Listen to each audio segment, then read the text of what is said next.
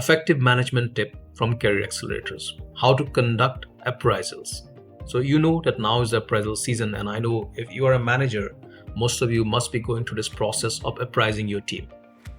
And for most people, it is actually a very difficult time. It is particularly difficult if you really care about your team, and if you have a team which is all-star team, like everybody is a great performer, then it becomes difficult because you have to eventually rank people. So something I'll be sharing that I did that helped me do this job better, and I hope you find that valuable. Number one, whenever this appraisal process starts, your company may have some process, some structure.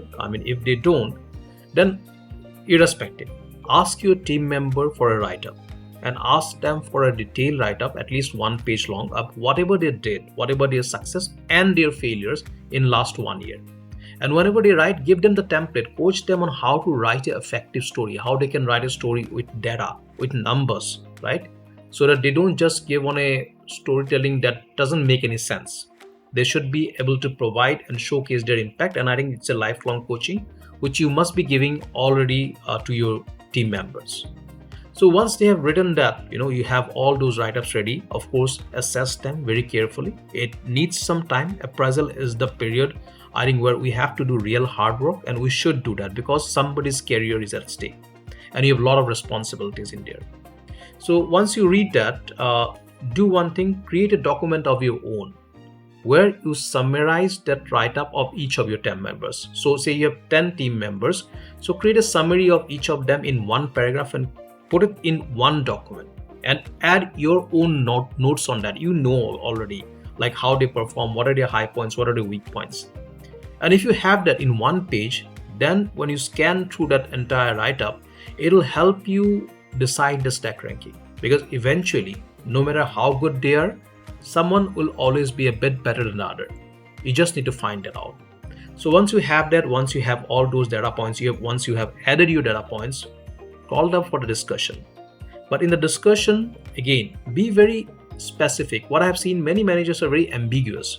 Don't give ambiguous feedback. Don't say, oh, you should have worked better, you should have taken more initiative.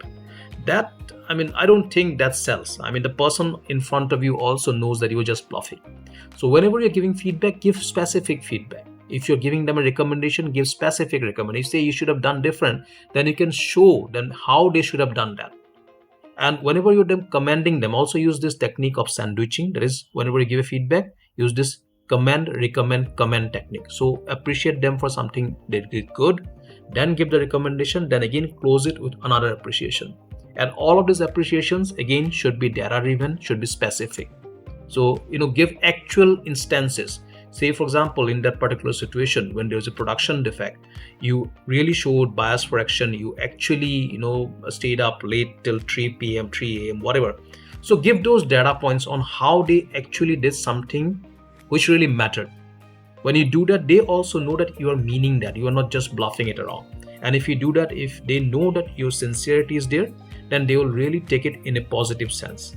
And whenever you're giving them feedback, why you are giving them feedback should be very clear.